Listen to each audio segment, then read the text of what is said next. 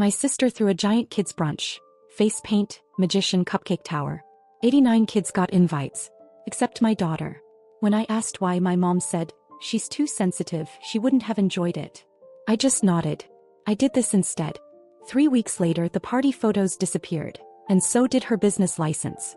89 kids. That's how many children Claire invited to her daughter's ridiculous brunch party. It had a face painter, a magician, a petting zoo, a balloon arch that stretched across the entire backyard, and a cupcake tower taller than most of the kids there. It looked like a high-end wedding reception for toddlers. And not a single detail was missed on social media. She made sure of that. But what she didn't post, what she didn't say anywhere, was who wasn't invited. My daughter. Lily is 9. Quiet, gentle, brilliant in her own way.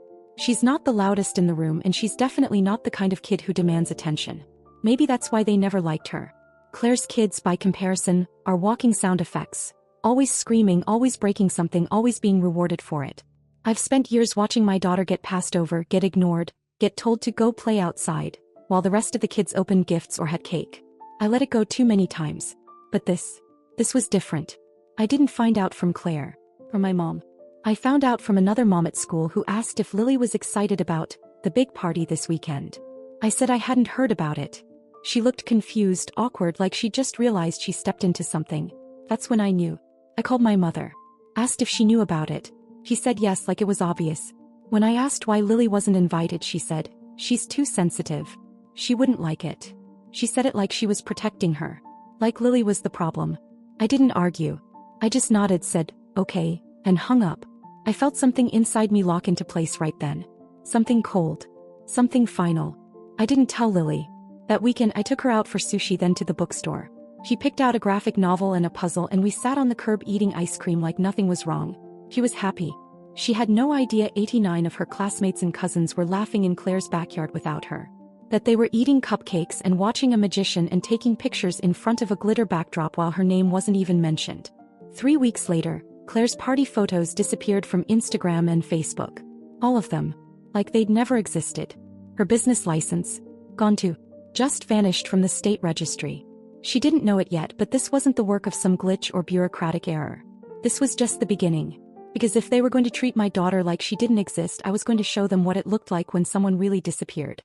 Claire's business was called Sprinkle and Shine. A party planning service for high-end kids events. Balloon garlands, animal rentals, mini donut walls. The whole ridiculous Pinterest circus. Most of her clients found her through Instagram. That's where she lived. She didn't just post the parties, she posted the prep, the outfits, the behind-the-scenes chaos that somehow always looked curated. Her captions were smug, her hashtags endless, and her tone? Like she was the CEO of childhood itself. That brunch party was supposed to be her masterpiece. And maybe it would have been if she hadn't decided my daughter didn't belong there. 3 days after the party, I submitted my first report.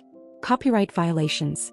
It wasn't hard. She used licensed characters on banners without permission, a Disney princess playlist playing loudly in her videos, and even a backdrop with a company's trademarked logo. All of it is common in the kids' party world, but technically, all of it is illegal. Instagram took the bait fast. By the end of the week, her page was shadow banned. Then the takedown started. Video after video flagged. Her photos started disappearing, not all at once but slowly. Enough to cause confusion. Enough to make people ask questions.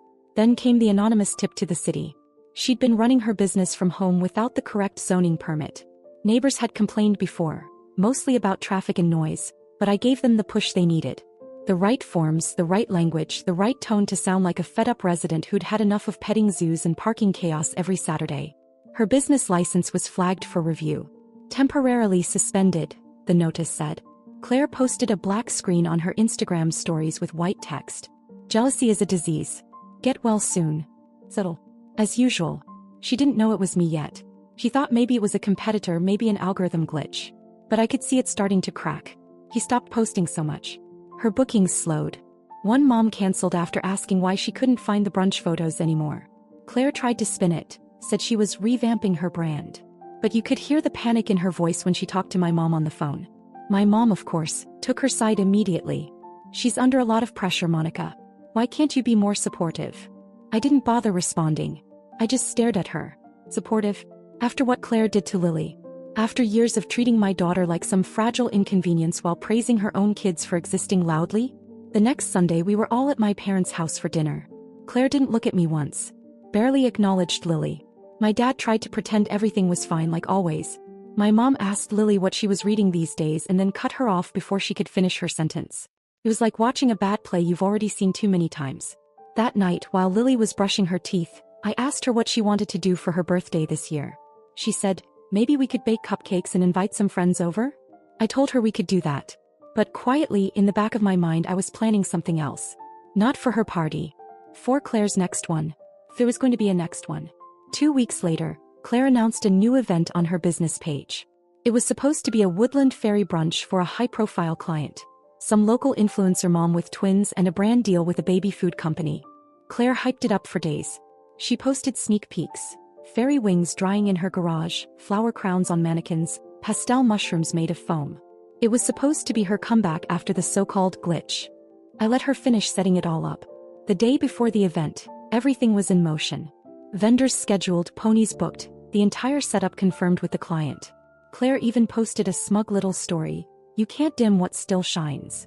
So I made one phone call. I contacted the client's management. An email from a new Gmail I made with a little evidence attached. Screenshots of the zoning violations. Screenshots of the reported copyright issues. A PDF of a filed but pending complaint about unsafe event practices due to overcrowding and unsanitary animal handling. None of it was made up. It was just rearranged. Presented the right way. The client pulled out at 8 p.m. that night. Claire lost her mind. She posted a furious, barely coherent rant on her story, deleted it, then reposted a long open letter about betrayal, lies, and certain people who can't stand to see others rise. Her comment section exploded. Some backed her, others asked questions she couldn't answer. By Monday, 2 vendors had cut ties with her. She went quiet after that. I assumed she'd pieced together that someone was targeting her. But even then she didn't come to me. She went to our mother. My mom called me that night. Said Claire was devastated. That her business was her livelihood. That family should never do things like this to each other. She actually said that with a straight face. I asked her, so excluding Lily from that party, that wasn't doing something like this to family? She said, that's not the same thing. You're being dramatic. That was the moment something shifted. Something final. I had still been holding back. A little. But after that call I stopped. I went through the accounts. Claire's online payment systems were tied to a shared account we once used for a family vacation fund. A mistake she apparently never corrected. And guess who was still listed as an admin? She was about to find out just how dramatic I could be. The payment system was still under an old Square account we'd set up years ago to collect funds for a family reunion that never happened. Claire had taken it over without telling anyone. I only remembered it because I got a random tax form for it last year and had to call support to untangle it. Turned out they never removed me as an administrator. So I logged in. At first I just looked. Bookings, transactions, client names, notes. Some of them were big, $2000 deposits, full prepayments for themed packages. Claire had a wait list stretching into fall. She was hanging on by threads. Then I saw something else. Refund requests. A few parents asking about their money back after abrupt cancellations. It wasn't many, but it gave me an idea. I issued one refund. Just one. A large one from a high-profile mom I recognized from local news. I sent a polite email under the name Admin Team, apologizing for the scheduling conflict and promising a full refund would be processed within 3 to 5 days. Claire got the alert instantly, I'm sure. She must have thought it was a glitch. But when she tried to reverse it, she couldn't. I'd locked her out. Changed the admin email, updated security questions. I waited until she started losing it on social. Her stories were a mix of crying selfies and vague threats. Then she showed up. At my door. Unannounced. She didn't even knock, just pounded like she was trying to break through it. Lily was upstairs, thank God. I opened the door just enough to see her face. Red, smeared mascara, shaking. She didn't ask. She screamed. Said I'd ruined her life, her reputation, her business. That I was jealous. That this was because my weird little daughter didn't get an invitation. I didn't yell back. I just stepped outside, shut the door behind me, and told her flatly that if she ever came to my house again without being invited, I'd involve the police. He called my mom the minute she left. The next day I got a family group text. Something I hadn't seen in months. My dad, mom, Claire, and me. One sentence from my father. Monica, we need to talk about how you're treating your sister. That was it. Treating her. Like I hadn't spent years watching them treat Lily like she was something inconvenient. Like I hadn't smiled through 100 passive-aggressive dinners, hundreds of small humiliations. So I went back into the system. And I pulled every single one of her active invoices. Sent a message to each client, offering full refunds, due to unexpected structural changes in the company. I attached a formal-looking PDF about temporary business closure pending review, added a few links to recent policy changes for home-based businesses in our area and clicked send. That afternoon, Claire posted something that finally surprised me. A photo of Lily. From years ago. She'd screenshotted a photo I'd posted when Lily was 5, dressed as a fox for Halloween. Claire captioned it, "This child has destroyed my entire life." That post stayed up for 2 hours. Then someone reported her account. It was taken down. Not by me. That part was unexpected. The photo of Lily stayed up for just under 2 hours. Claire had posted it in a blind rage. An old picture she pulled from my social feed, back when Lily was 5 and dressed as a fox for Halloween. Under it she wrote, "This child has destroyed my entire life." I stared at it for a minute, not because I was shocked by what she said, but because I finally saw her clearly. She wasn't just cruel. She was unwell. Something in her had always resented my daughter for existing differently. And now, with her business falling apart, with clients walking away and vendors ghosting her, she needed a target. Someone to blame. She chose a child. I didn't have to lift a finger. Someone else reported the post. It violated every possible policy. Her entire account got suspended within the hour. The fallout was instant. A few of her influencer clients unfollowed her. A mom she used to work with reposted the screenshot and wrote, "This is who you're trusting with your kids?" It spread fast. But the truly unexpected thing? My family didn't blame her. They blamed me. My mom called first. Said she was heartbroken to see our family like this. That I had pushed Claire to the edge.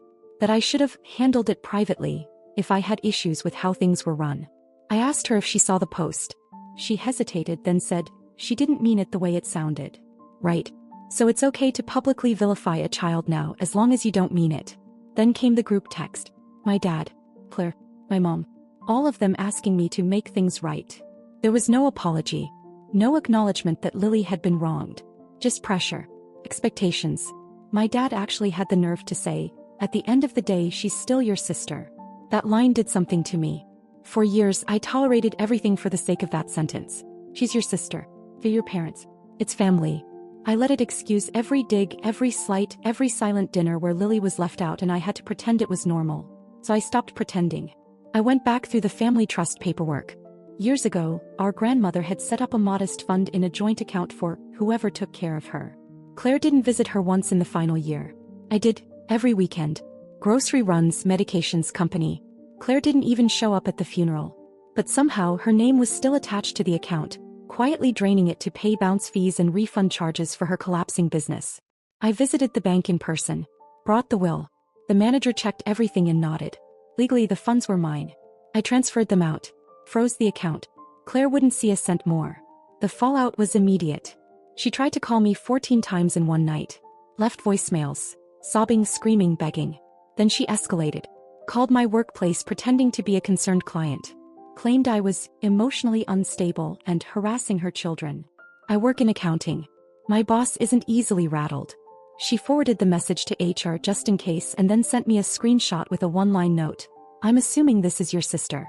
Then came the final blow. One of Claire's biggest clients, someone with serious pull in the local event scene, emailed her a termination notice and CC'd her vendors. It was brutal and professional.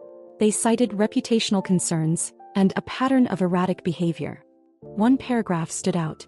"We cannot work with a provider who publicly targets a minor over personal disputes." That wasn't from me either. Claire went silent after that. No posts. No calls. No rage texting group threads. Nothing. My mom tried once more, called to say Claire was not herself lately, and asked if I would consider helping her get back on her feet financially. I said no. Not gently. Not vaguely. Just no. My mom sighed and said, "So you're going to turn your back on your own sister?" I said, "She turned her back on Lily first. I'm just finally facing the right direction." And that was the last time I answered any of their calls. For 2 weeks it was dead quiet. No texts, no calls, no new posts. Claire's online presence went dark. Her Instagram was wiped, the Facebook page for Sprinkle and Shine was deleted, and her name stopped appearing in the usual party planner forums and mom groups. At first I thought she'd finally gotten the message. But silence never meant surrender with Claire. I was working late one night, Lily asleep upstairs, when I got an email from an address I didn't recognize. No subject line. No body text. Just a single attachment. A photo. It was a picture of Lily at school. Taken from across the street. Grainy like it was snapped through a car window. My chest tightened. My first thought wasn't Claire. It was worse. Some stranger, some threat I didn't understand. I called the school. They checked the cameras. No suspicious activity. Nothing stood out. But the timing? Too specific. I reported the email, contacted the local police, and installed cameras around my house that same night. The officer who took my report said it might be a scare tactic. Someone trying to rattle me. I didn't mention Claire. Not then. I needed to be sure. The cameras caught nothing in the first few days. Until the third night. That's when I saw her. 2:11 a.m. Claire standing across the street in the dark, staring at my house. She didn't move. Didn't come closer. Just stood there for almost 7 minutes, then turned and walked away. I saved the footage. Didn't send it to my mom. Didn't call my dad. I called a lawyer. Explained everything. The harassment, the threats, the financial fraud, the stalking. I'd been documenting everything quietly just in case. Now I needed it all. The lawyer said something I hadn't expected. Are you aware your sister took out a business loan 6 months ago with your name as a co-signer? I wasn't. Apparently, Claire had used the family account info, old tax records, enough identifying details to pass a basic check. The loan wasn't huge, but it was in collections now. Defaulted. Attached to my credit. That's when it became clear. This hadn't just been personal. It had been calculated. And she wasn't done. 3 days later, my boss received a manila envelope with no return address. Inside, printouts of my bank statements, scribbled notes in pen, and a USB drive. She turned it over to security without opening it. HR called me. I was mortified. But they knew the story already. I'd told them weeks ago. They were on my side. So it was a warning. Claire wanted to burn every bridge I had left. So I made one final move. I filed a civil suit. For fraud. For defamation. For unauthorized use of personal information.